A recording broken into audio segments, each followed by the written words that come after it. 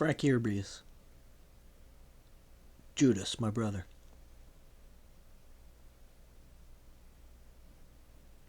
Chapter 18.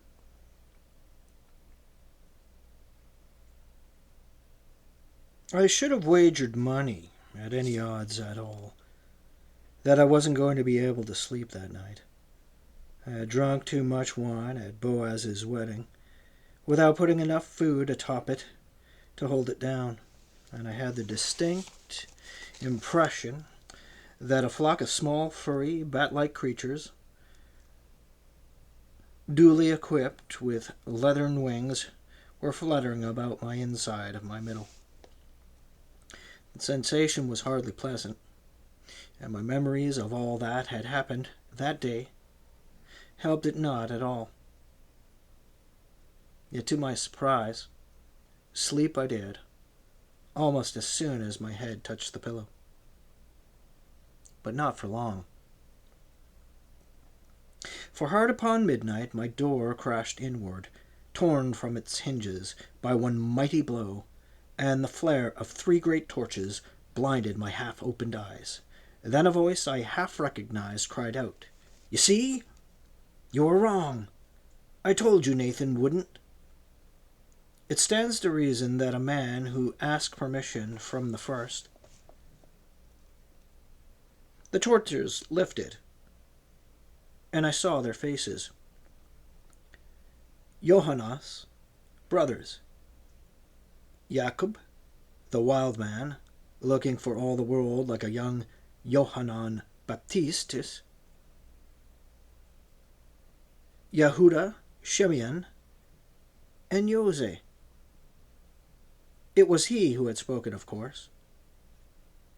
I sat up, covering my nakedness with the sheet, and stared from one to the other of them. They were at that moment sheathing their blades. All except Jose, that is. He had never drawn his, believing as he did, against all available evidence in me. I looked from one of them to the other.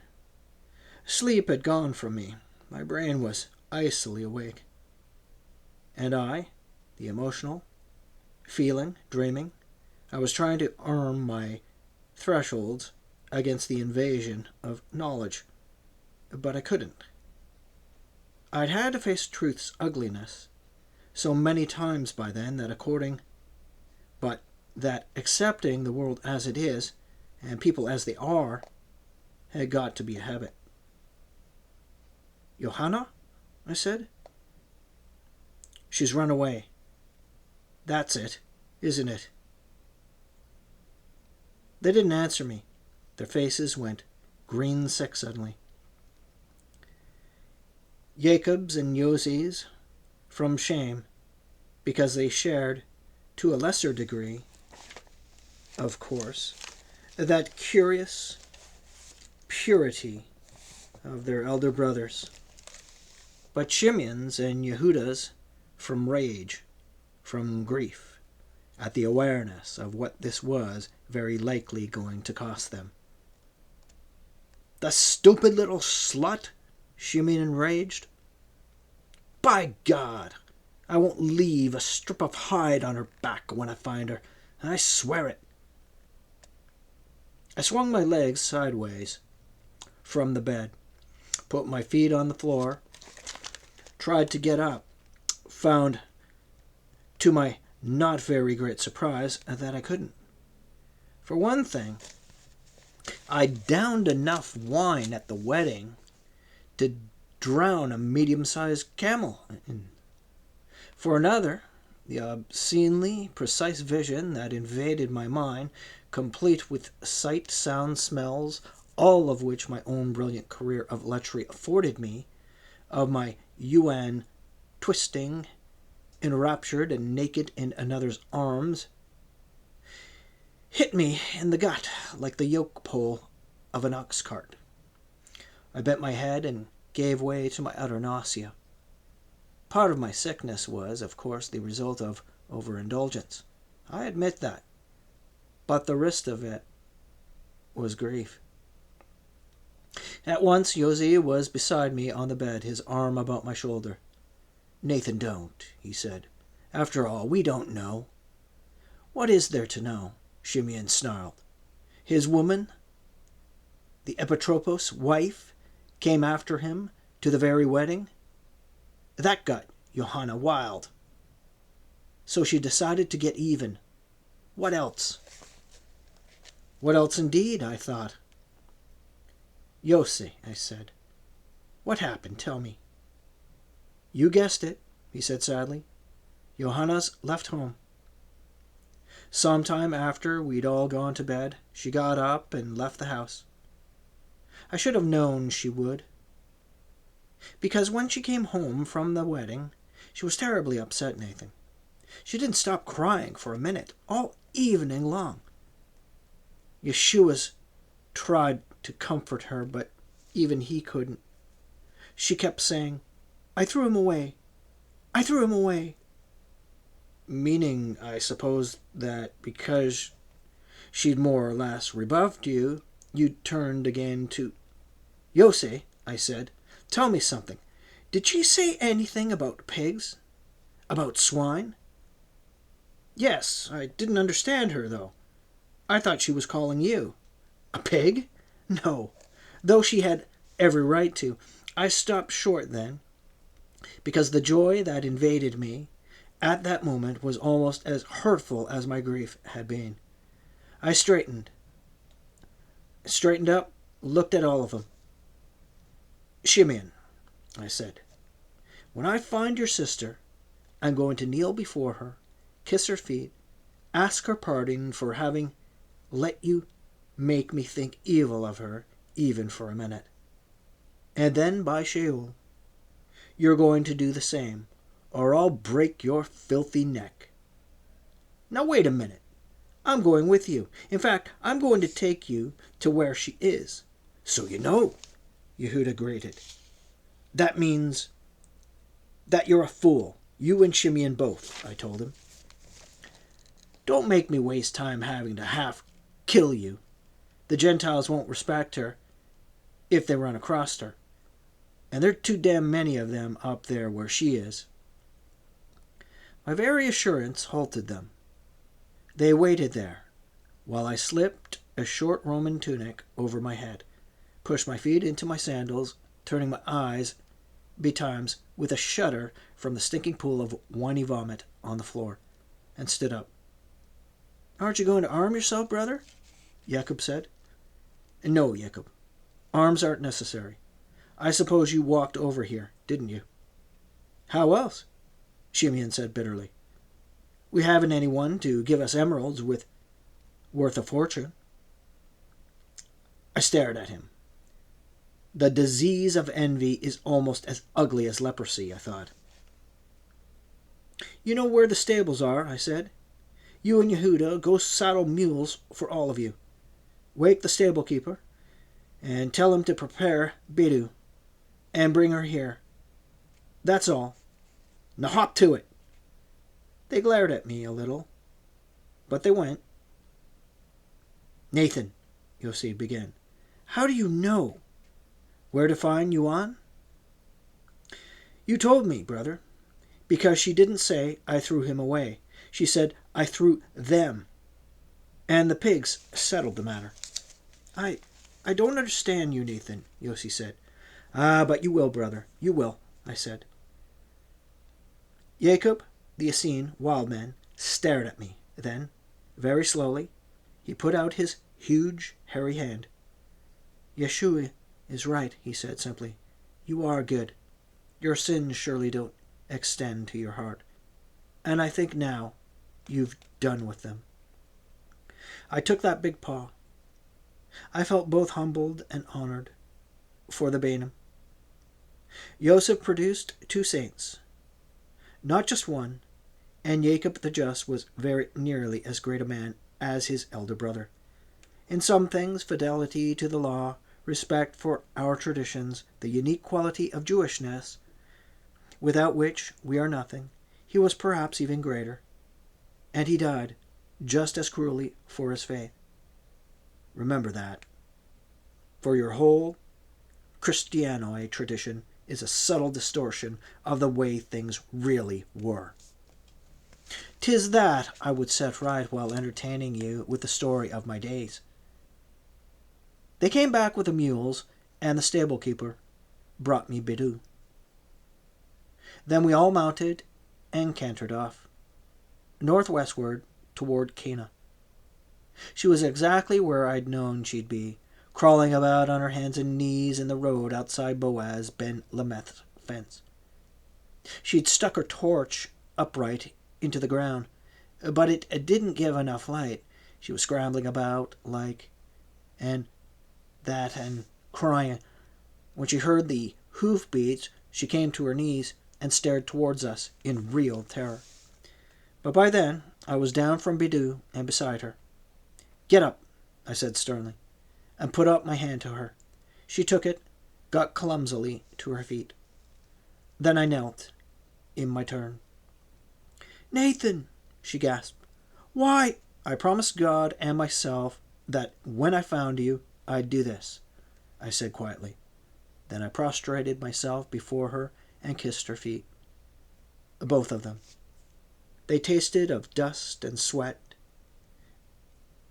and the way unwashed feet always do, I suppose. I'd never kissed anybody else's before, except Helvy's, and they smelt and tasted of attar of roses. She stared at me. Then she sort of crumpled. It was as though her bones were breaking up inside her. She came to her knees, put her hands down, and clawed her fingers into my hair, tugging at me and sobbing. I got to my knees, and she had her arms about me and was saying, "Nathan, oh Nathan, oh Nathan, Nathan," like that over and over again, and was kissing my face with hot salt, wet, clumsy kisses that tore my heart to tiny singing bits with this absolute proof of her innocence, her purity, that she didn't even know. So simple, so intrinsic, so instinctive a thing as how to kiss, until I put my hands over her armpits and raised her to her feet. "Now, Shimeon," I said. "You." "No," Shimeon growled. "I won't kiss her stinking feet. She probably hasn't washed them in a month. But I will beg her pardon. I do. Forgive me, Una." She stared at him. "For what, Shimeon?" she said. "For thinking ill of you, my sister," he said. We went to Nathan's house, broke in upon him with naked blades in our hands, expecting to find you in the same condition in his bed. We were wrong. I beg your pardon. I am sorry." Her eyes opened very wide, her mouth trembled. "Oh, Shimeon, how could you?" she wailed. "Easily enough." He thought worse. "That's why he kissed your dirty feet, sister.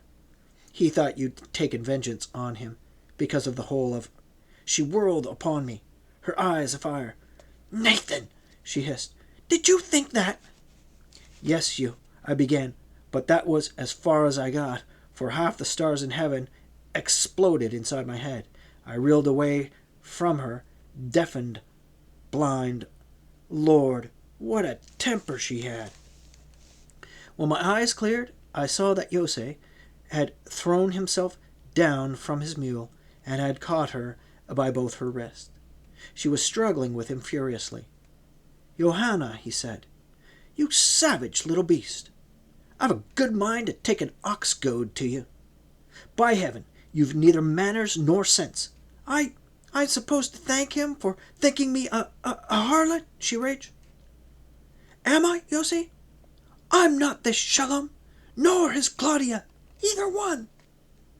That other one I didn't know, but—" "Turn her loose, Yose," I said wearily. "No," he said. "Listen, Una. Nathan doesn't know you that well, and any man has the right to think what he pleases of an unmarried girl who runs away from home in the middle of the night. That's one thing.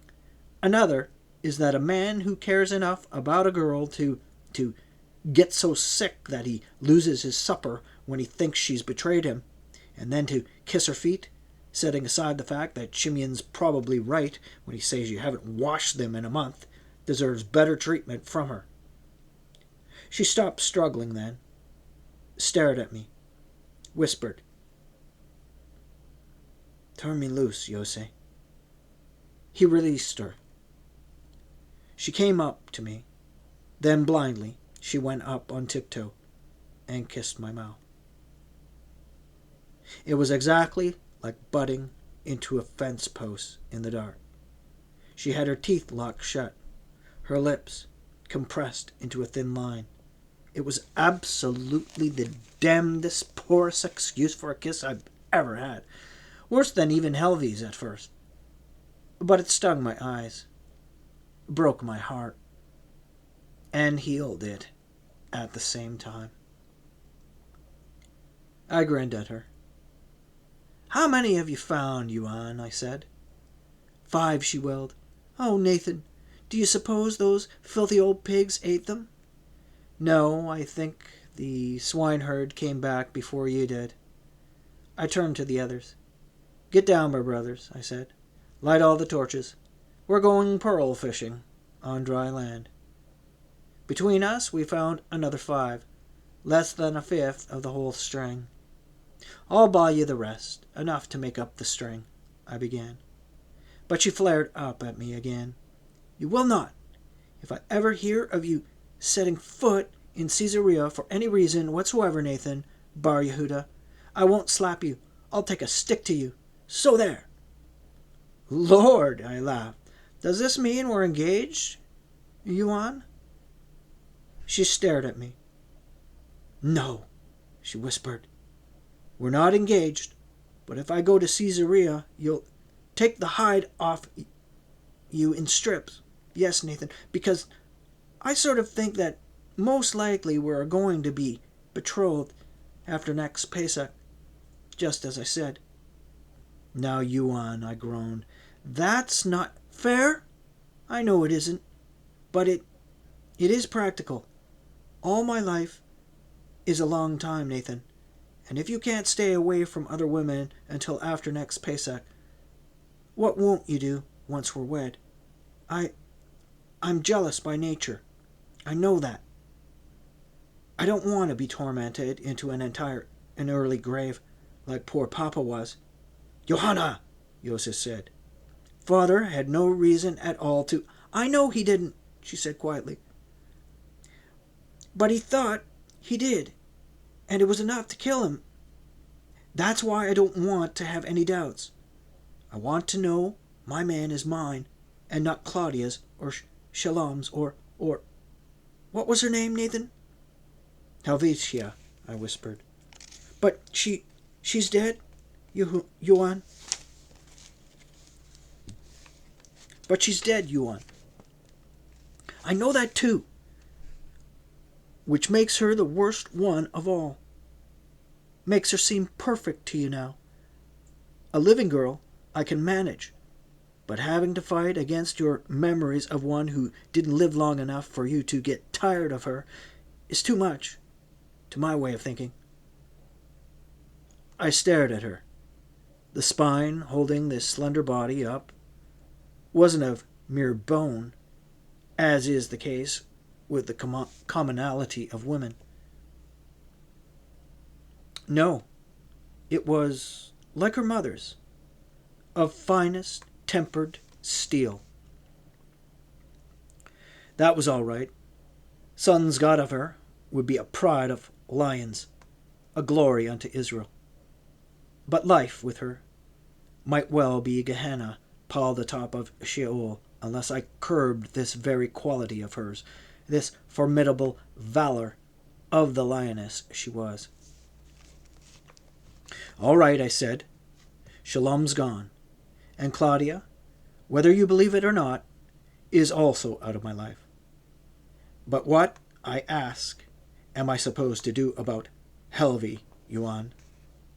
She looked at me, and her eyes were the flaming swords the angel put before Gan Eden's gate. "Forget her! Forget her completely, Nathan. Don't even remember she ever lived," she said. I stood there, looking at her. When I spoke, my voice was quiet. "Do you know what you're asking, Yuan?" I said. "Do you know what Helvy was to me?" "Yes," she said sullenly. "They say she was your wife." "They don't say it. God says it. Wedded to me under the chuppah, by our sacred law. But set that aside. Let it go. You're asking me to forget the girl who sold the hair of her head to buy me food, who starved herself almost to death so that I might have the crust that would be her share. Do you know how she died? Have they told you that in this kingdom of the ever-wagging tongues?" "Yes," Johanna said. "She killed herself. And do you know why?" "I know why. And left all my days, signed, sealed, and encompassed round about with her honor. All right, since we've cleared every jot and tittle of possible misunderstanding between us away, I ask you only this. Do you put my forgetting Helvetia as a condition of my marrying you?" She didn't even hesitate. "Yes," she said.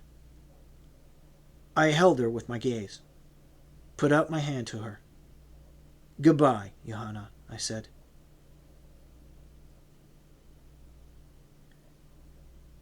I assumed, of course, that the Bainum Yosef would not come to work for me once I'd broken off with her sister, and their stiff-necked Galilean pride wouldn't let them. And in the matter of repairing the carts, I needed them badly, short of going to Kfar Nahum itself. I couldn't hope to find poel of their skill. Worse, even if I should find hired artisans in the city, I had no assurance they'd be willing to come so far away as a farm beyond Nazareth to do a few days' work. I was very nearly despairing when 2 days later than the date they'd promised, they finally came.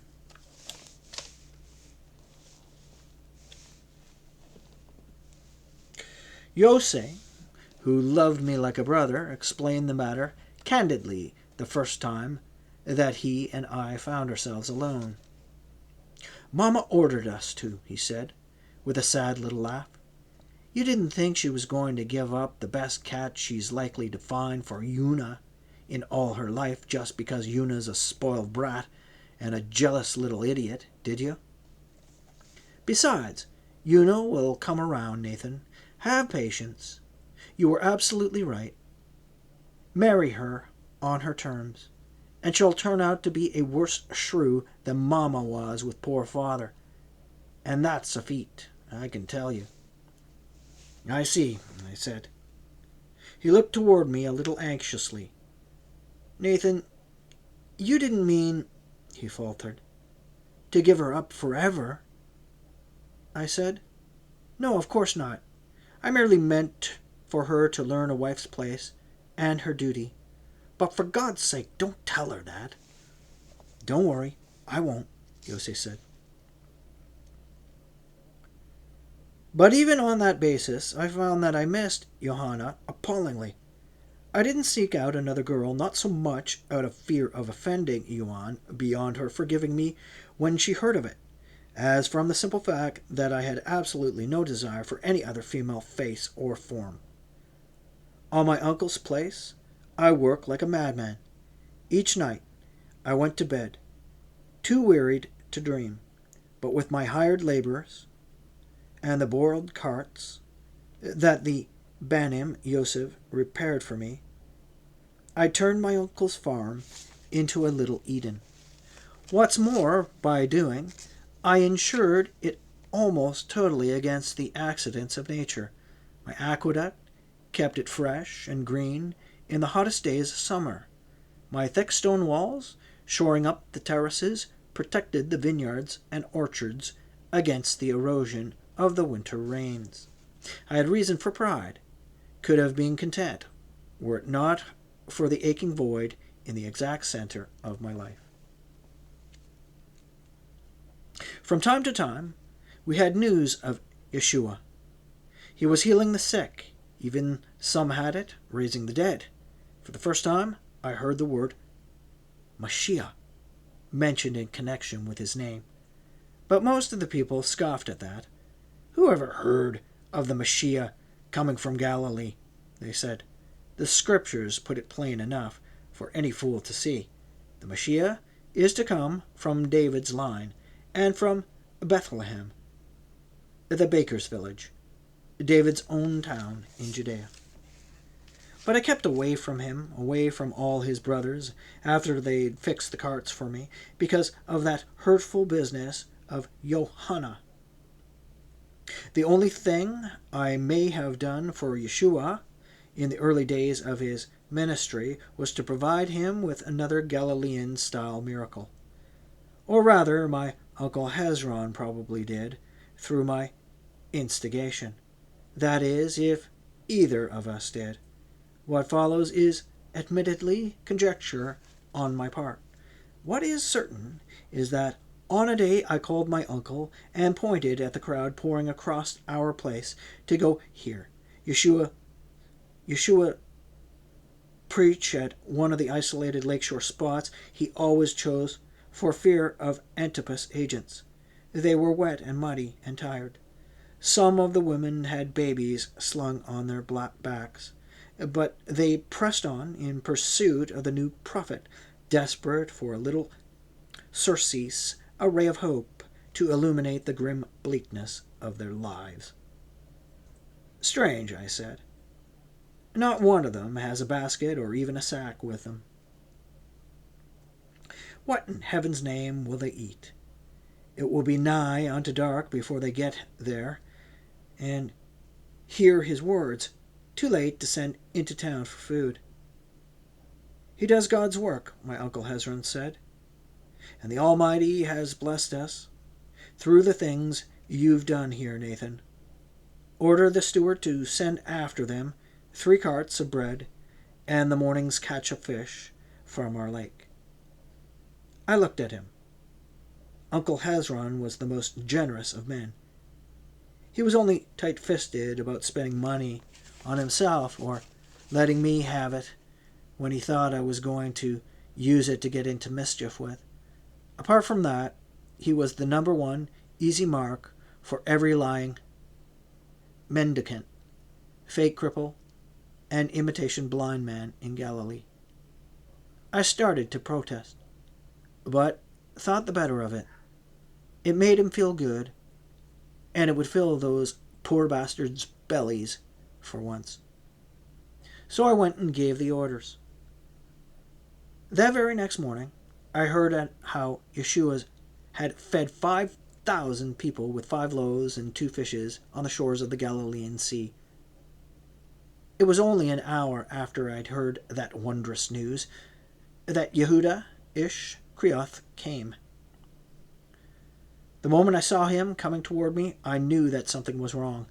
In the first place, I hadn't seen my brother in sorrow, as he called himself, or my fellow cuckold, as I called him, thus mocking both him and myself with complete impartiality, since I had witnessed the baptism of Yeshua in the lower reaches of the Jordan at the hands of that wild man, Yohanan Baptistus. By now, as Ish Creoth lopped across my uncle's lowlands in my direction, like a red-bearded wolf, his little blue eyes a-glitter, I groaned in my heart. "What now?" "Master," he cried out, "have you seen our Lord?" I stared at him. "Since I haven't the faintest idea who your Lord is," I began. "Yeshua!" he panted, being much out of breath. By then, Yeshua ha-Nazri, I tell you, my young master Nathan, that he surely is the Messiah. Now that's a pious thought, I quipped. But no, I haven't seen him, Yehuda. Should I have? Don't make mock of me, young master, Yehuda groaned. We, His disciples are much worried about him. Someone brought him news that Antipas has had Yohanan Baptist's head separated from his shoulders, and... No! I said. Yes, Yehuda said sadly. Antipas and Yohanan executed. Antipas had Yohanan executed. At the instigation, I've heard, of that vixen Herodias, and even, some say, of her daughter Shelomith. I don't believe that. Antipas isn't that much ruled by his woman any more than his father was. Anyhow, Yohanan's dead and buried somewhere under that grim rock pile at Machaerus. But that's not the point. The trouble is, the news so upset our Lord that he's disappeared. Nobody's seen him since yesterday morning, when he fed the multitude. With 5 loaves and 2 fishes, I said solemnly. And had 12 baskets of scraps left over, Yehuda said triumphantly. I shook my head in pure admiration. What can stand against the invincible force of human stupidity? Have you any idea? Yehuda Ishkrioth was saying. I thought. Then I turned to the worker, who had been setting up some beehives under my direction, and said, Get on with it. When you've done, go up to the house and tell my uncle I've been called away. An emergency, in connection with Yeshua ha-Notzri. He is not to worry. I'll come home as soon as I can. Yehuda looked at me. Some of my anxiety lifted from his brow.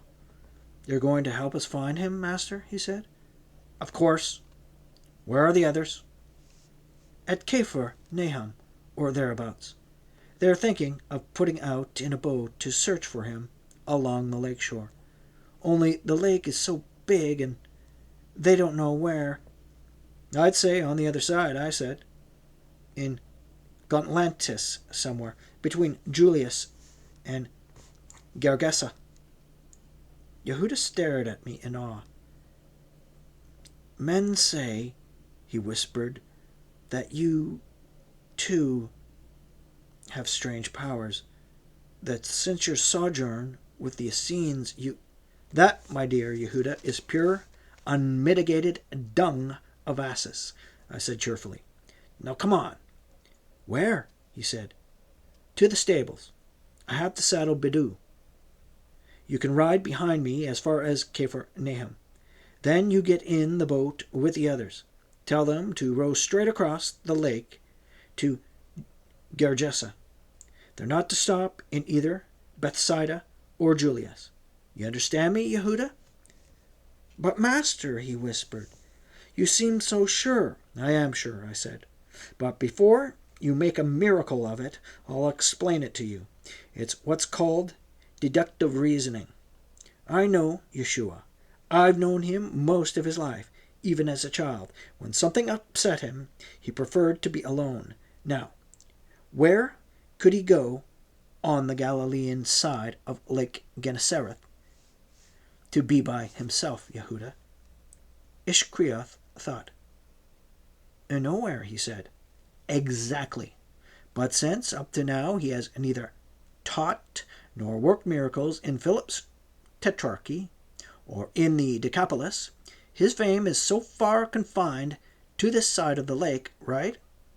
So, needing to get away from all the people who crowd around him, not to listen to his teachings, but to see him perform a wonder, including your gape-jawed dozen of assorted pious idiots, But the mockery of my tone was not lost on Yehuda Ishkrioth. Master, he said, you don't believe in his powers, do you?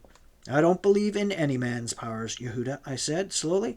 I don't believe that God violates or even permits the violation of the immutable laws that he himself made. And I think that any man who attempts to set them aside is guilty of blasphemy. More, if he decides that people knowingly, he is a charlatan and a liar. If he does so unknowingly, Being himself among those deceived, he is at best a fool, and at worst a madman.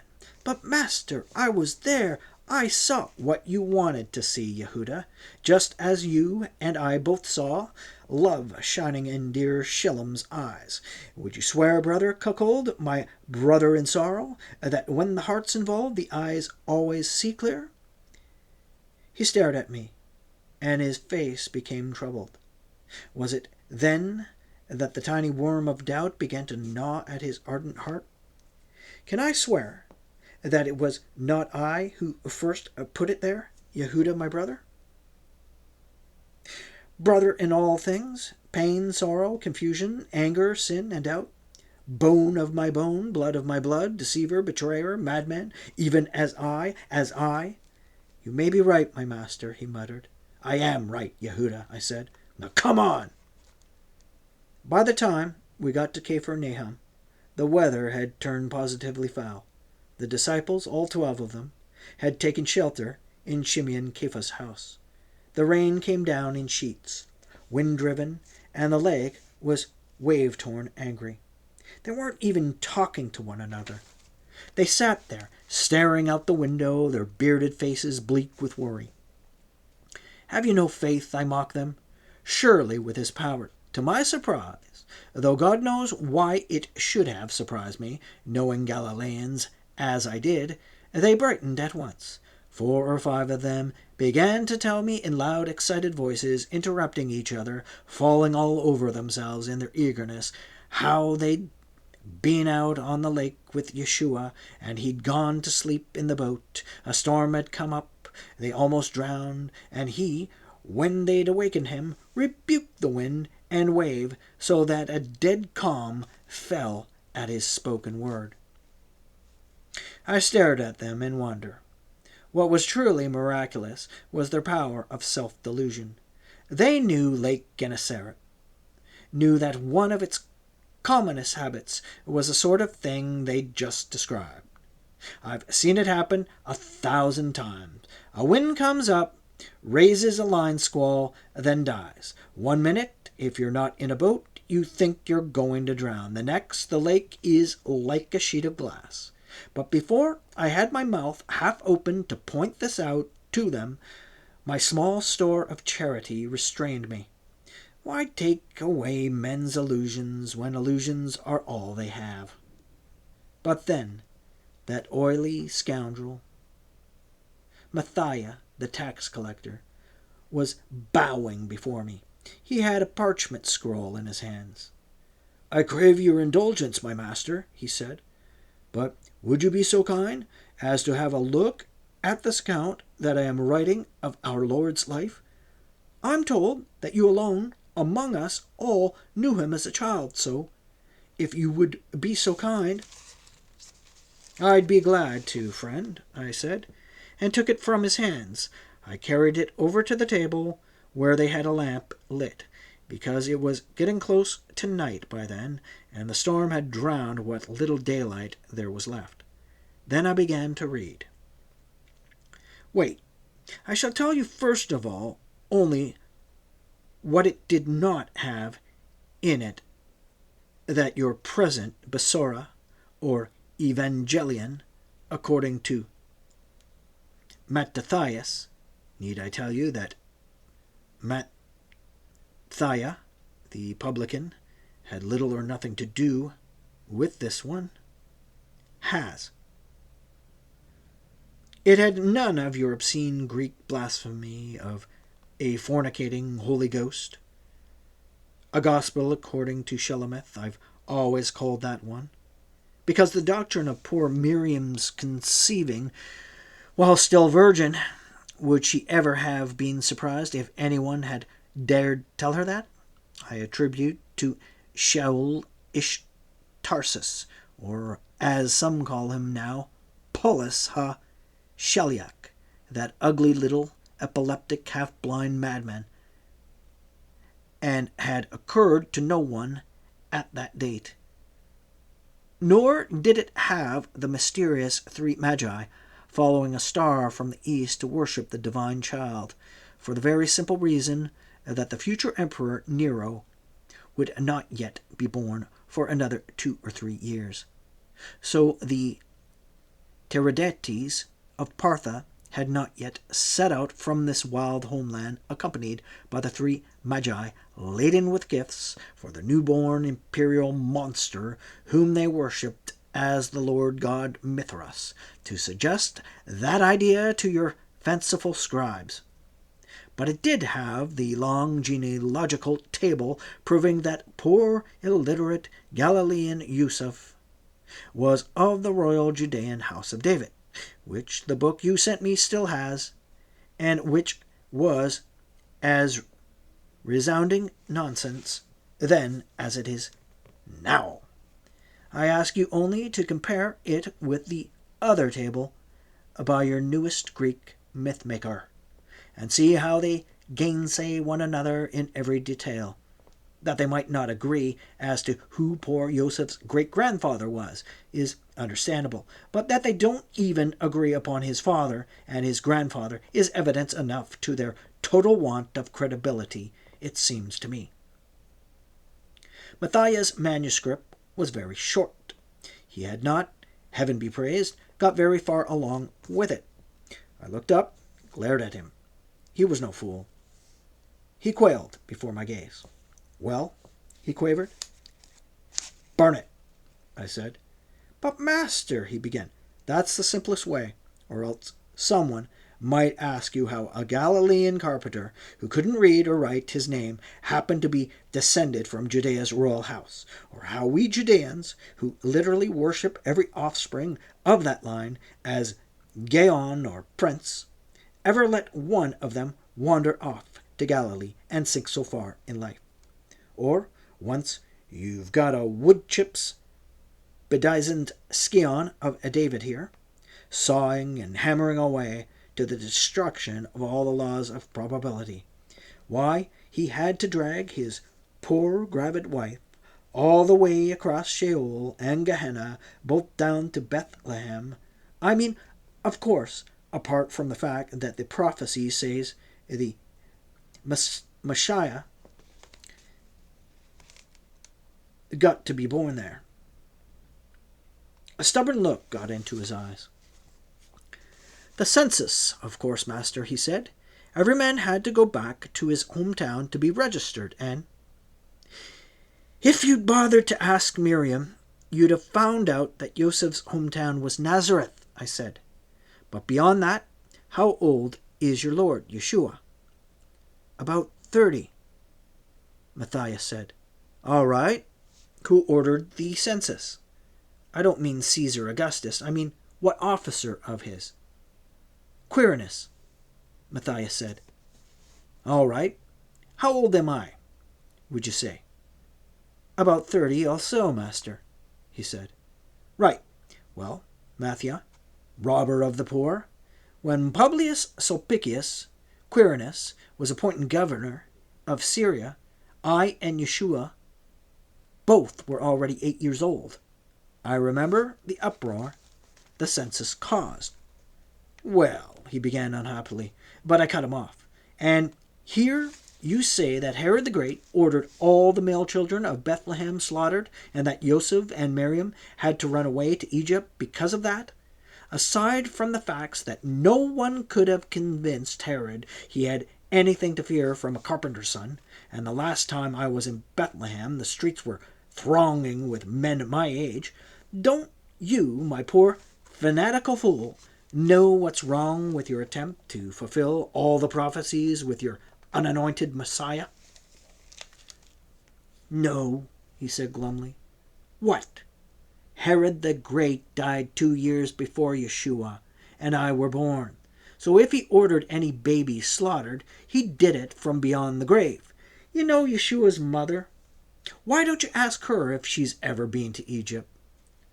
"Well," he said, and I could see that stubborn look getting into his eyes, that Galilean fanatic's easy rejection of truth when truth interfered with what he wanted to believe. "What do you suggest, master?" "That you record his words and the things you yourself see him do. not what other people tell you. They don't exactly lie, but they do exaggerate, say. Will you do that, Matthias? That way you'll render the world a service. Elsewise, I never finished my thought, for it was at that moment that Shimeon the rock, son of Yonah, cried out that the wind had died. Thereupon I upon my horse, and they, in their boat, set out in search of him, which is, I sadly fear, what half of mankind has been doing ever since. But once they find him, and see his rude, rare contours, like some monsters from the sea, they throw him back again, putting in his place the image of a plaster doll, polychromed and bright. For he, the man himself, was, is, and always will be just what he predicted, the bringer of the sword instead of peace, the sunderer of families, the purveyor of that hateful, hurtful thing, the truth, and hence too much to bear.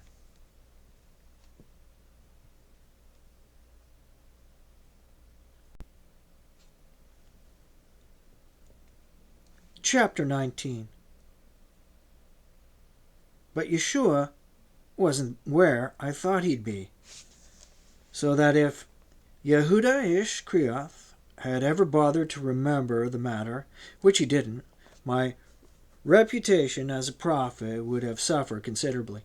Instead of somewhere in the area between Bethsaida Julius and Gergesa,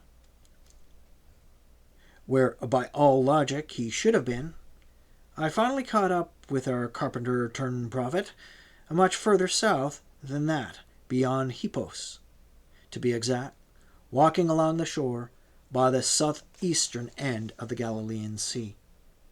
By the time I found him, my mood was almost as foul as the weather.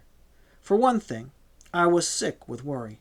I'd told the disciples to row straight across the lake in the not unreasonable assumption that the storm was over and done with. I should have known better.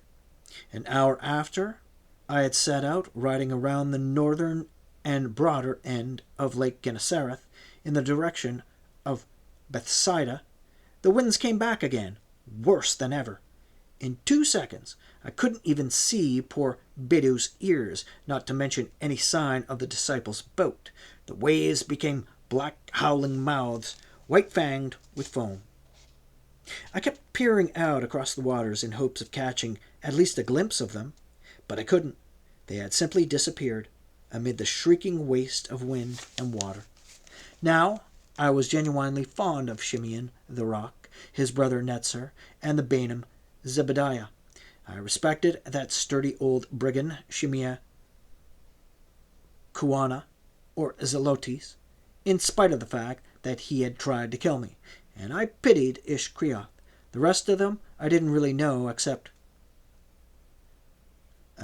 Matthias, the publican, and him I despised. But my dislike of that tax collector, that robber of the poor, didn't extend to wanting to see him drown, especially considering the fact that 11 other good, pious, stupid, lovable men would certainly drown along with him. There was nothing I could do about it, though. I didn't even have your believers' recourse of prayer. I don't mind admitting that I prayed anyhow in spite of that. God, if he exists, might hear an unbeliever's prayer, and if he doesn't, I could afford the slight waste of thought and breath the gesture entailed. So I urged Bidou on into the teeth of the storm. On the other side of the lake, the wind lessened somewhat, and the going was easier.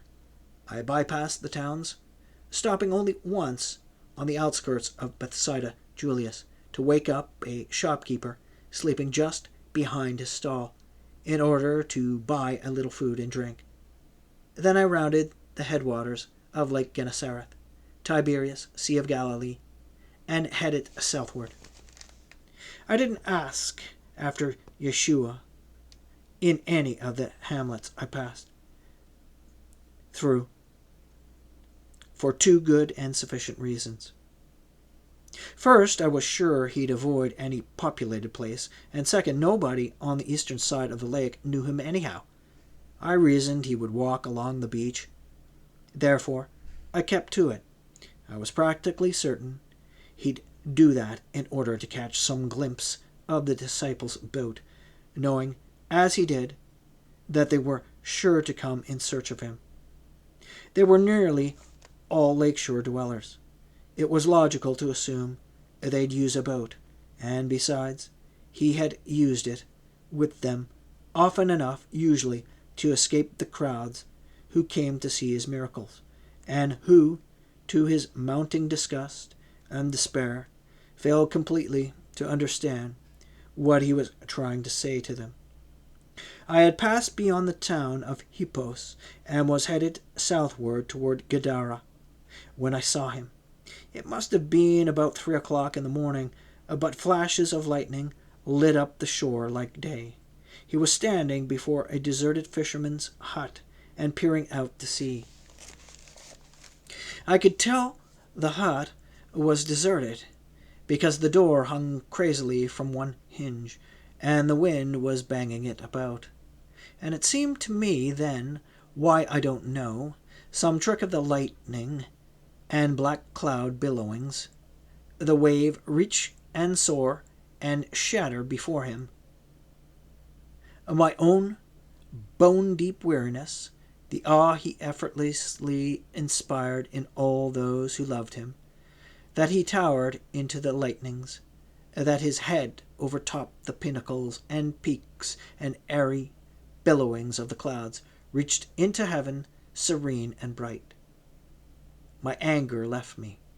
I leaped down from Bidou, calling, "Yeshu, Yeshu," like a lover. He turned, smiled at me, said, "Nathan," and became my size again. Now everyone who ever saw us together marveled at the likeness, the resemblance between Yeshua ben Yosef and me, which means that he shouldn't have been beautiful, for by black Samuel Satan and all the fiends in Sheol, I am not. Yet he was, line by line, feature by feature. We were nearly twins. Except for whatever it was he had inside him, that tenderness, that compassion, that awful anger, that shattering power. "Yeshua," I groaned. "The others, they set out in the boat. They'll be all right, Nathan," he said. That was all. But I believed him at once. If you loved him, you always believed him, even when what he said made no sense at all. As now, 12 men in a little boat, on an angry sea, in a storm like that, one could not, by any stretch of the imagination, be presumed to be all right. Yet when he said that, I believed it. He had a faculty for suspending disbelief while you were with him that was nothing short of awe-inspiring. So I took his arm, and we walked along the shore together. I could see, no, not see, perceive, nor that, sense that he was troubled. He was often troubled. Like most men of genius, he was more than a little mad. The reason his madness wasn't noticeable was that all Jews, after having endured Herod the Great's reign, that of his sons, and the abysmally cruel tyranny of the Romans, were just as mad as he was, though in a different way, a way more worldly, perhaps. God knows I was. And in the scale of history, I prefer our commonplace Jewish madness to his extraordinary, exalted insanity. Ours did less harm, preserved the race. His all but destroyed it. "Nathan," he said, "remember your prophecy." "Yes," I said. "Utter rot." "No," Yeshua said. "It may turn out that way if..." "If what, Yeshua?" I said. But he didn't answer that. Instead, he said, "Nathan, do you believe that all the prophecies in the Holy Scriptures must be fulfilled?" I thought about that. And then I said, "No," raising my voice so that it could be heard above the shrieking of the wind. "Why not?" he said, not raising his voice. Yet all the same, I could hear him. His voice, too, had an effortless power in it. "Well," I floundered, not wanting to upset him by stating my reasons for doubting the very existence of God. "For one thing, Yesu, how'd we know they were all from God? Might not Satan?" He nodded gravely. "That's a good answer," he said. "For if they all must be fulfilled, then I cannot be." "What?" I shouted above the wind. "What it seems to me I am," he said quietly. "What something within me has whispered to me I must be since my childhood. Yet all the prophecies say that he must be of David's line," I said, "and born in Judea, in Bethlehem, the baker's village, even as David was. That's it, isn't it?" "Yes," he said quietly. "Yesu," I said, "you mustn't forget this madness. Where are your armies? What do you know about weapons, about fighting?" He stared at me. "Weapons?" he said. "Fighting?" "The Messiah must overcome our enemies," I told him. "He must give us sovereignty over all nations." He held me with his gaze. I couldn't tell whether the lightning illuminated his eyes or flashed from them. "Could he not conquer, gain sovereignty by love?" he said. "Love?" I cried. "Explain that to the Romans. Explain that to any supposed so-called Messiah is always a poor half-man deluded devil and not a king guilty of lesa majestas against Imperial Caesar. Just whisper the word Messiah into the wind, and the delatores, the informers, will run to Pilatus so fast that—" "No," he said, "I shall never say it. It must be revealed by God himself, if it be true." "Then," I thought with relief, "we have nothing to worry about." But I didn't say that. In fact, I didn't say anything, for that was when we saw the boat. That they managed to find us wasn't strange once you stopped to think about it. Having landed at Gergesa and discovered that they weren't there, they'd embarked again, headed southward, because even as dull-witted as they were, they realized that Yeshua wouldn't go northward to Philip's capital, Julius. That would have been too dangerous. Julius, or Bethsaida, was located at the place where the Jordan enters Lake Gennesareth, and therefore is a frontier town, since the Jordan itself divides Antipas's tetrarchy from Philip's. A good many people from there had heard Yeshua's preach,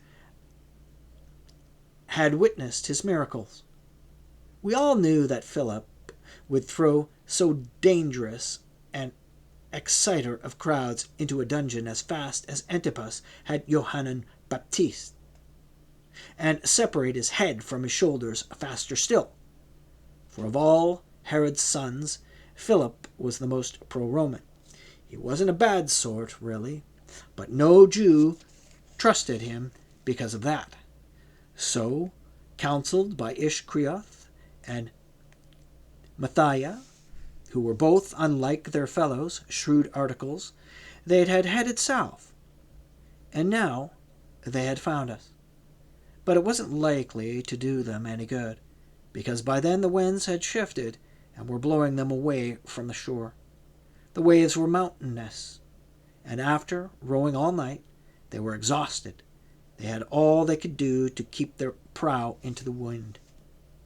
If they lost steerage way, turned broadside, those waves would have swamped them. Both of us could see that. Yeshua didn't even hesitate. He started running toward them straight into that terrible sea.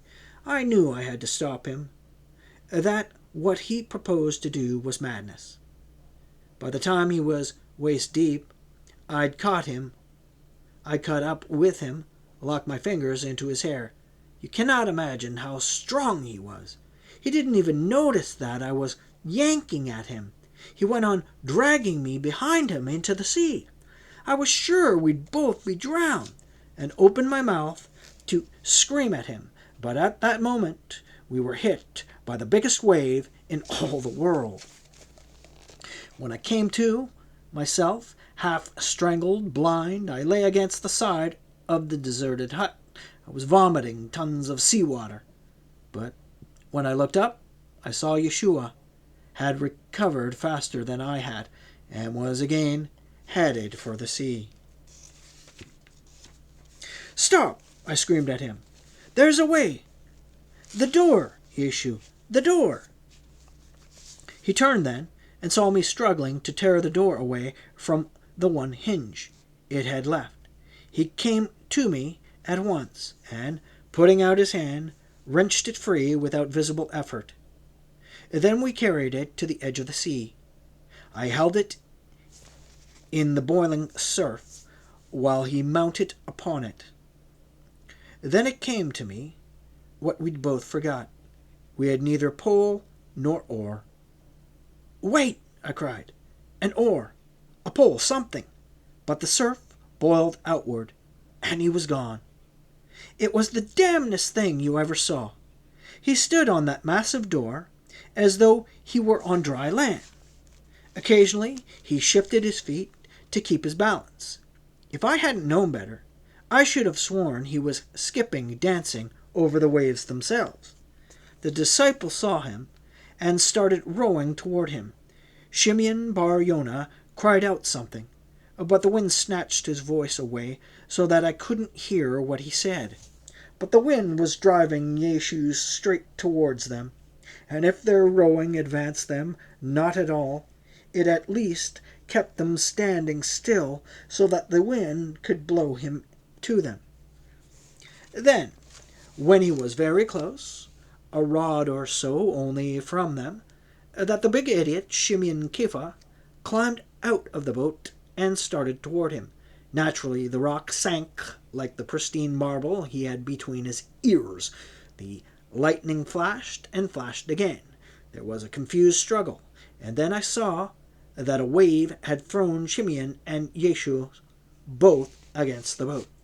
I stood there, holding my breath, but the others leaned over and clawed them up over the side.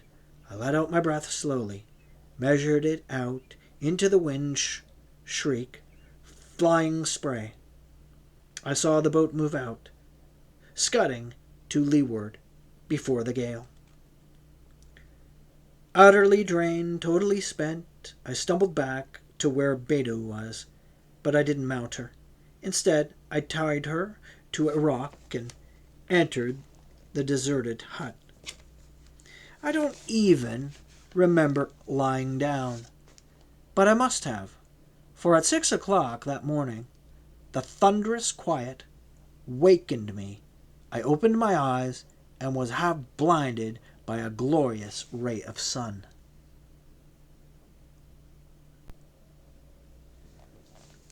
I rode homeward again. I wasn't worried about Yeshua and his 12. I knew very surely that while he was with them, they would find the strength to overcome any sea whatsoever. What I was thinking about actually was Johanna. My reason and my experience with women both told me it was utter folly to seek her out after what had happened between us. But what were reason and experience when confronted with desire? I could see her still, the day of the wedding at Cana, with her night cloud hair blowing about her face. I remembered the way she moved, walked, ran, as graceful as a gazelle, with nothing, not so much as a promise of it in the future, of her mother's heaviness about her. Even the explosive flare and flash of her anger enchanted me, because I realize now it was a trait she shared with Yeshua Still, I feared that anger in both of them, compared with their swift, towering, shattering rages. Wind, lightning, thunder, storm were as nothing at all. And I was too lonely now. I was prepared to surrender. I knew that if I did so, Yuan would make my life a daily Sheol. But I groaned within my heart. Could anything at all be worse than the Gehenna her absence inflicted upon me now? What saved me from folly was a meaningless accident that had nothing to do with my beloved whatsoever. I came dreaming still, cherishing my memories of Johanna to the outskirts of Gergesa, and suddenly, without any warning at all, Bedu neighed shrilly and reared her forefeet, pawing the sky. Only my years of practice as a horseman saved me from being thrown. I tightened my hands on her bridle, dug my knees into her sides, hung on, fought her down again. Then I saw what had frightened her. A man stood in the road, clanking the broken links of chain attached to the manacles at his wrists and ankles, at her, and screaming like a beast. He was dressed in rags and tatters. His beard reached to his navel. There were twigs and straws in it, and in his shoulder-length matted hair the stench of him was enough to make a goat heave. He stood there, screaming at me, his mouth a red raw cavern in the darkness of his beard, his teeth yellow fangs, what there were left of them, his huge thick tongue and utter vileness. I hadn't even a dagger, nor a whip, for I have never needed one with my docile Bedu. The only thing to do was to ride away from there as fast as Bedu could carry me. The man was obviously mad, and what was worse, the kind of madman who was dangerous. Only I hated to run. That kind of pride is stupid. I know. This poor, demented devil lacked any capacity even to accuse me of cowardice. Before I was out of sight, he would have forgot I existed. I hung there, staring at him. He came toward me, howling.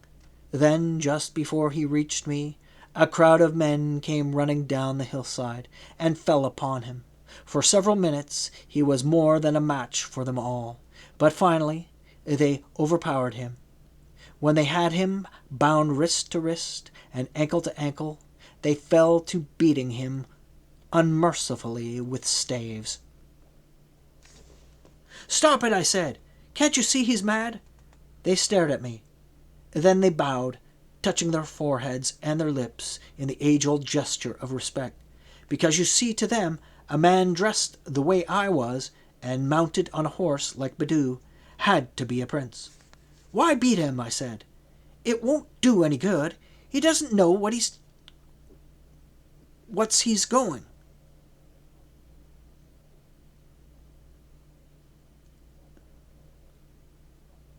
No. Yeah, I think that's a misspelling there. Sorry, folks. It said what he's doing. He should say what he's doing, but there's a G instead of the D. "Why beat him?" I said. "It won't do any good. He doesn't know what he's doing." "We know that, my lord," one of them said. "But his devils do. He's possessed of so many of them that he calls them legion. We're only trying to drive them out of him before they can do some more harm." "Harm?" I said. "What harm can this poor idiot's imaginary devils do?" "Plenty," another of them said angrily, "especially when they've got a crazy Galilean prophet to help 'em along." "A Galilean prophet?" I said. "Yes," the man said. Then he stopped, gazed at me, jaw-dropping, staring. "By Baal, you're him, or his brother," he bellowed. For if I ever set eyes on two faces more alike... "Wait, Ephraim," the man who had spoken first said. "He does look like that crazy prophet, but if you had any ear for talk, you could tell this young master isn't a Galilean at all. Thank you for that. Thank you for this relief," I thought. I needed it. Their faces had become distinctly threatening. "You're right, friend," I said. I'm from Judea, Jerusalem, in fact. But tell me about this prophet. What did he do?" "Come over here," the man called Ephraim said. And this wild man jumped out at him. That's all his demons generally make old Legion do, try to scare people. But this Galilean, and by Baal, he could be your twin, young master, begging your pardon right humbly, started in to talk to him. And the more he talked, the wilder old Legion got. Took up a stick and started a-beating our pigs. The boy we had herding them got scared spitless and run away. The old Legion here chased all the pigs right down into the lake. Drowned 'em. Cost us a pretty denarius, I can tell you." I stared at them. "And what did this prophet say to that?" I said. "Nothing," the man said disgustedly. "To a Jew like him, seeing pigs drown must have pleased him mightily. Anyhow, he went right on talking to Legion, calmed him down. For almost 2 weeks this crazy bastard was as sane as you or I. Then his devils came back, worse than ever. He always swore the prophet put him into those pigs he drowned, but if I were you, friend, I'd let him keep his devils," I said dryly, "for who knows what or whom they'll enter into next if you beat them out of him." They looked at each other. Then in pure dismay, "By Baal, he's right," one of them said. I bade them farewell and rode away, sure that they would treat the madman right tenderly from that hour on.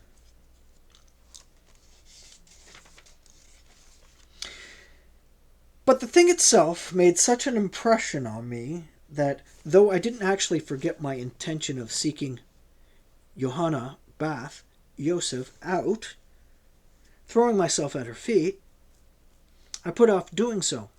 It seemed to me that I'd better join the throngs that followed Yeshua about and see for myself what he was doing, because that was the only way to get at the truth. By then, under 100 years of unspeakable sufferings, my tormented people had lost all contact with reality. Yet, strangely, I didn't do that either. Fatigue held me, a certain lassitude, a failure of nerve, of will, which was just as well. For on the 3rd day after my return from Philip's tetrarchy, a little boy brought me a note from Johanna herself. You cannot possibly imagine my astonishment. I knew Yeshua could read and write because my uncle Hezron had taught him. But in Galilee, the only other person I knew who was not of the priesthood or of the wealthy landowning class who had mastered that accomplishment was Matthias, the tax collector. And he, at least until Yeshua got hold of him, used his skill to defraud the poor. For nearly all Galileans were Eme Ha'aretz, those ignorant of Torah. More, the writing of Hebrew and Aramaic is extraordinarily difficult. My own mother, till the day she died, never really mastered it beyond the simplest kind of words. But looking at Johanna's note, I saw that the script was dainty, feminine, the mode of expression characteristically hers. I read, "Nathan, I must see you. I need your help. Johanna." The spelling was perfect. The grammar likewise. The vowel points were all exactly where they should be. The formation of the letters was beautiful. I raised the scrap of parchment to my lips. The grimy urchin who had brought it grinned at me. Then he blurted out, "She said I was to tell you she was going to visit Rebecca Boaz at Cana this afternoon. And if you wanted to come, I could have killed him. It was well past noon now. By the time I bathed, dressed, and rode up to Boaz, Bent Lameth's place, it would be... I got a grip on my nerves. Let her wait. If I went rushing up there like a madman, I'd only throw away whatever advantage I'd gained over her by my firmness. That is, if I'd gained any. for there wasn't the slightest hint of warmth or affection in the note of hers. So I gave the little beggar a whole shekel and sent him on his way. Thereafter I bathed, perfumed myself, dressed with a leisurely slowness that set every nerve I had a screaming just below my skin. On the way to Cana, I held Bidou back. For some reason, probably because my own excitement had communicated itself to her, she would have set off at a pounding gallop, and had I given her her head. But, as I said, I held her back and rode up to Cana as slowly as I could. At the sound of Bidou's hoofbeats, Yuan and Boaz's wife came out of the house together. By then, Rebecca was noticeably pregnant, and it became her. I climbed down from the saddle and greeted them both, with a studied calm that brought the taste of blood to the back of my throat. So much did my self-control cost me. But if my absence had had any effect on Johanna, I couldn't see it. She was just as I remembered her, slim, graceful, lovely. A little more tense, though I could see her hands clenching and unclenching. The great vein at the base of her throat stood up and beat with her blood. "Becca," she whispered, "would you leave us alone? I know it's not right, but—" "Of course, infant," Rebecca laughed. "I was in love once myself, and look what it's cost me." Then she patted her bulging belly, said mockingly, "Now you be careful, children," and left us there. I stood there looking at Yuan. By Lilith, the night-flying demon, by Black Samuel, and all the fiends of Sheol, I'd be double damned and hurled into Gehenna's hottest pit before I'd make the first move. "Nathan," she got up. My name seemed to strangle her. "Yes, Yuan," I said. Aren't you going to kiss me?" Johanna said. "I considered that. A long time. A very long time." "No," I said. She took a backward step.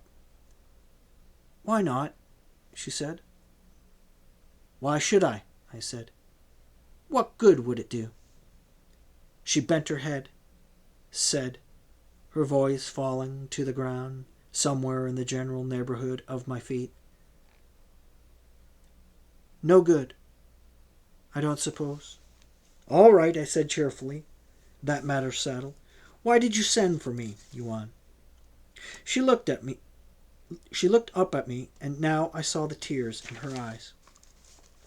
It's Yeshua," she wailed. "He's given notice that he's going to preach at our synagogue this Shabbat. And they... "They?" I prompted her. "They're going to kill him," she sobbed. "They're going to throw him off the cliff. I heard them say it." "Lord God, Yuan," I said. "Why should they do that?" They're furious at him for being so presumptuous. I mean, they say a carpenter's son got no business pretending to be a rabbi. They're going to ask him for a sign. And if he can't give them one, if he doesn't work a wonder before their eyes, they..." "I see," I said. "Nathan, save him," she wept.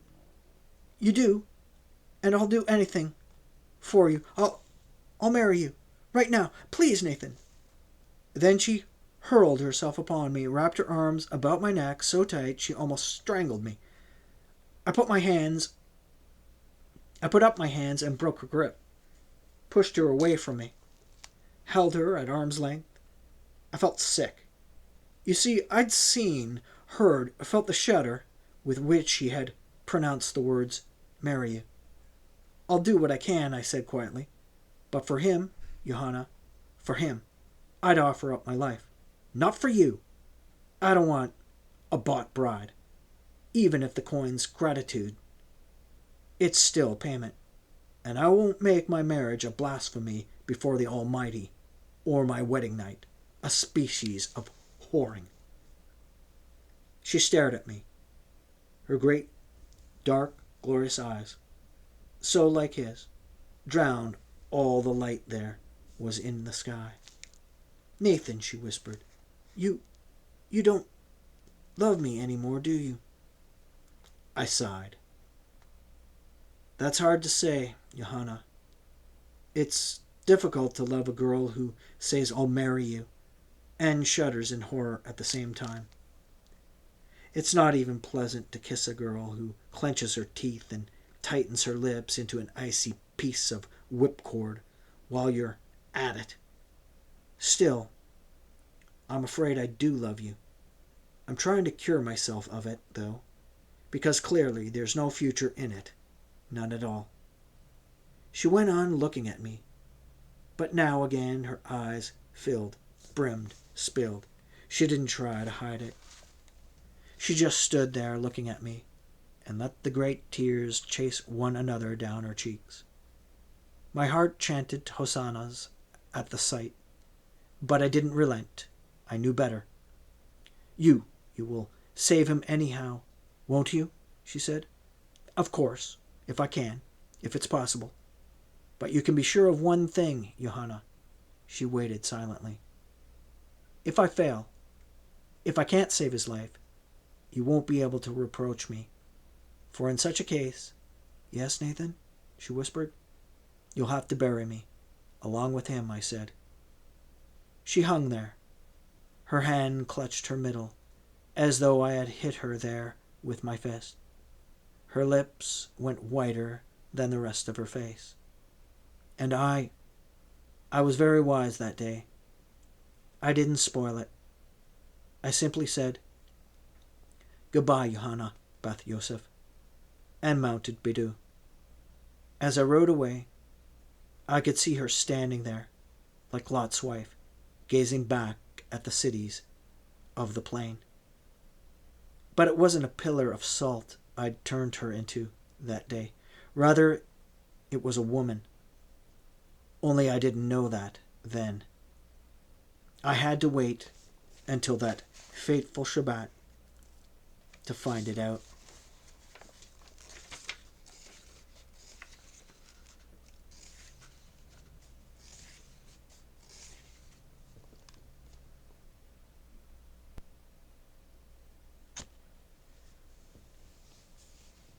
There remained, of course, 3 days before the Shabbat.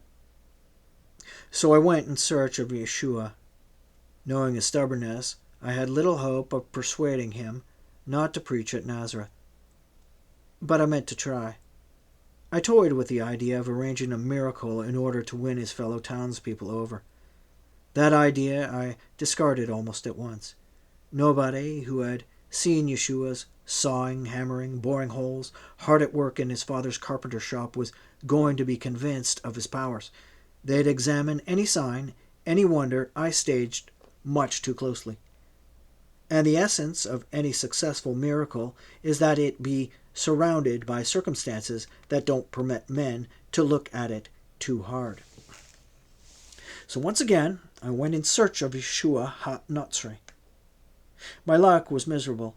Every single time I reached a place, I'd been told he'd been, he had just left. And worse, when I asked after him, I'd be delayed an hour or even more while they babbled about accounts of his miracles. The trouble was, I couldn't conceal my skepticism, which moved them to prove their words. So, after talking to a dreary collection of deranged people convinced they been possessed of devils, ex-blindmen whose eyes showed no organic defects, cripples whose unwasted muscles clearly demonstrated that their disabilities had existed only in their addled heads, I'd move on, each time a little more angry and disgusted with Yeshua for sinking into a Galilean itinerant's cheap fakery. But gradually an element in all the tales of signs and wonders came home to me. These people weren't lying. Their sincerity was so obvious as to become, by accumulation, overwhelming. What difference did it make if a man was not really crippled, blind, and that all demons are figments of a disordered imagination, when you consider the better fact that, for reasons unknown to us, unknown even to the victim himself, some horror graven upon his tender mind, in childhood perhaps, he believed himself to be with all his soul. The answer to that was so simple as to be almost rhetorical: none. Such a one was as lost to society as a real blind man, a real cripple, one incurably insane, and yet Yeshua's miracles, seen in the perspective, became what they were, true miracles, as they had to be, for he, the man himself, had not one jot of falsity in him. That I was willing to accept. That idea I could live with, so I forgave him his interference with the workings of nature until the morning I rode into the little town of Nain, and found that now, truly, he had turned my world upside down. The whole place was in an uproar. The words sign, wonder, rose above the excited babble of the crowd. "He is Elijah," someone screamed out. "No," another bellowed. "He's Yohanan Baptist's come back from the grave." And there, before my eyes, the proponents of these two eminently sensible theories came to blows. I rode on, forcing Bedu through the sweaty, howling, stinking pack of crazy Galileans until I came to where a dense mass of them were standing before a certain house in silent awe.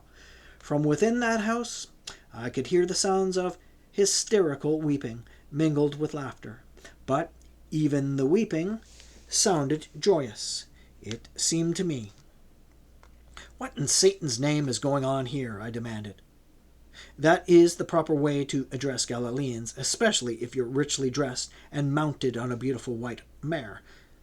They took me for the lordling I wasn't, and answered me, their voices hoarse, dropping into horrified whispers. He's in there. The widow's son. He was dead. We were carrying him on our shoulders to the graveyard when the prophet Yeshu. I got down from Bidu, given the reins to a beggar boy. "Hold her for me," I said, and entered that house. The woman, in her early 40s, stopped her hysterical crying and laughing, turned her son loose. He was a handsome lad, about 20 years old, a trifle delicate, a little pale too. I could see he had been sick a long time, but, and it was this that gave me pause, both he and his mother were clearly upper-class Galileans. Fallen on evil days, perhaps, but clearly not Amaharats. Their faces were fine-cut, their eyes intelligent. They were not the kind of people to go about howling wonder, sign. "My lord?" the widow whispered. Her voice was cultivated, soft-spoken, gentle. "I give you greetings, my lady," I said politely. "I am looking for Yeshua ben Yosef, Yeshua HaNotzi. I was told that he restored this, my son, to life, my only son," the widow murmured. "He did. In this house, my lord. His name will be blessed forever." "Tell me about it," I said. Whereupon she did. At times she was torn with tears, stricken with joyous laughter, but her account was rational, and she wasn't lying. She wasn't lying at all. I sat there listening to her, and my blood turned ice. Yeshua, by this impeccable eyewitness account, had brought this pale young man back from beyond the grave. But as I turned to go, a thought entered my reeling head. "Has your son," I said to the widow, "ever fainted? Has he ever lain in a deep trance, scarcely breathing?" "Why, yes," the good woman said, "several times. Once or twice before. I'd thought him dead, but it never lasted so long as this. He was never so pale before, so unmoving. And after he'd lain like that for hours, I called the rabbi, who certified that my son. I smiled at her. I knew the rabbi of the synagogue at Nain, Rabben Zavli, 90 years old, totally senile, almost blind. Was dead, she went on. So we performed the rites. I washed him with my own hands. We put him on the bier and started to the burial place.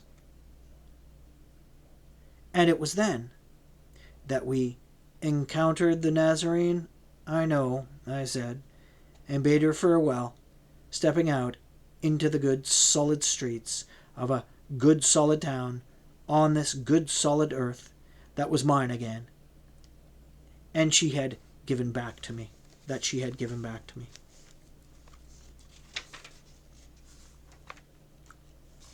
I found him the next day, the day before the Shabbat. He was teaching by the lakeshore. I listened to him in awe, for surely no man ever spoke more beautifully. Here, I think, lies the cheap value of your Beshorahim, your Gospels. Thanks to me, to my forcing Matthias the publican to set them down, they report Yeshua's sayings accurately enough, which is why also I have not repeated them in this account, this interweaving of my life with his. It is my intent, my design, to correct error, and his words except for shadings, nuances, a deliberate distortion, or a two. You have mostly right. But when I tried to approach him, to begin my pleas that he stay away from the village of his birth, I was unable to, for a man called JUDAS, president of one of the synagogues at Kfar Nahum, rushed out of the crowd like a madman and threw himself at Yeshua's feet. "Master," he wept, "you must come. You must. My little daughter is dying. Oh, my child, my child." Yeshua got up at once. I followed, trying to force my way through the press of the crowd to get close to him. I couldn't. It was simply impossible. Not even when a new commotion broke out. Some silly woman touched him and afterward made a great outcry that the miraculous powers woven into his cloak or soaked into it by his sweat maybe had cured her of whatever she was convinced was wrong with her. Was I able to get nearer than 15 or 20 rods of him? But I kept on trying. I'd reduced the distance between Yeshua and me to about 10 rods, when a relative of Jairus, a brother, I think, came toward us and said, "The child's dead, Jairus, so you'd might as well leave the rabbi in peace." Jairus stopped still. So did the whole crowd. They stood there, making a sea of open mouths, turning the air miasmic with their garlicky breaths. Then Yeshua spoke. "Don't be afraid, friend Jairus," he said gently. "Just have faith." At that, we all started out again. Before we came to the house, we could hear the hysterical shrieks of the woman within. But once we'd got there, Yeshua wouldn't let anybody come in except Shimeon, Kepha, Bar Yonah, and the Banim, Zebediah, Jacob, and Yohanan. Followed by them, he took Jairus' arm and entered the house. But I wasn't having any of that. If Yeshua was going to raise the dead child, I wanted to see it. So I hammered my way through the crowd with my fist until I was standing before the president's house. And now again, my bearing and my dress stood me in good stead. I stepped boldly up to Jairus' door, knocked on it. The servant who opened it gave one look at me and bowed. I said, "The bedchamber?" And he, "Follow me, my lord." Yeshua was bending over the still form of the little girl. Behind him, the woman of the household rocked back and forth and moaned. I pushed Shimeon Kefa aside and approached the bed. On a table near it were flasks of medicine and a silver spoon, used obviously to give the child her draughts. I picked the spoon up. It was very bright. I put it forward, just beneath the child's nostrils. At once, her breath clouded it. Yeshua's head jerked up. He stared at me. Then, angrily, he turned to the woman. "Stop that noise," he said. "The child's not dead. She's just asleep." Then he turned back to me, held me with his gaze. I think he sensed my opposition, knew how I hated charlatanry.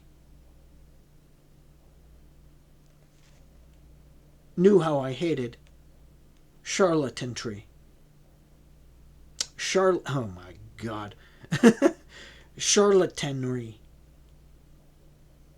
He knew how I hated charlatanry. He put out his hand, took the still, white fingers of the little girl.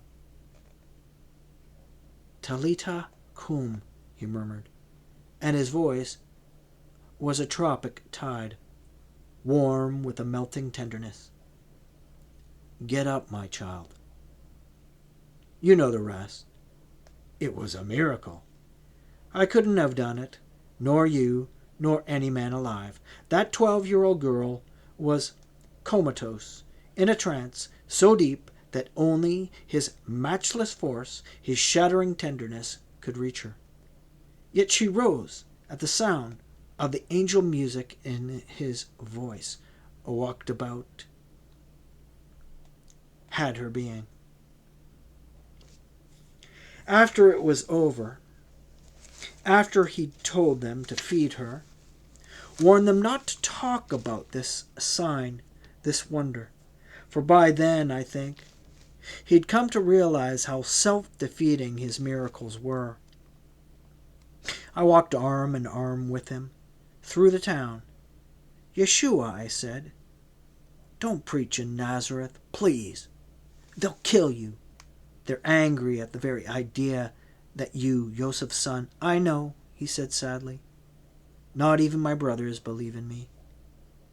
"Then stay away," I begged him. "Your mother. You on, both say—" "Nonsense as usual," he said tiredly. "I'm sorry, Nathan, but I must. Will you come to hear me?"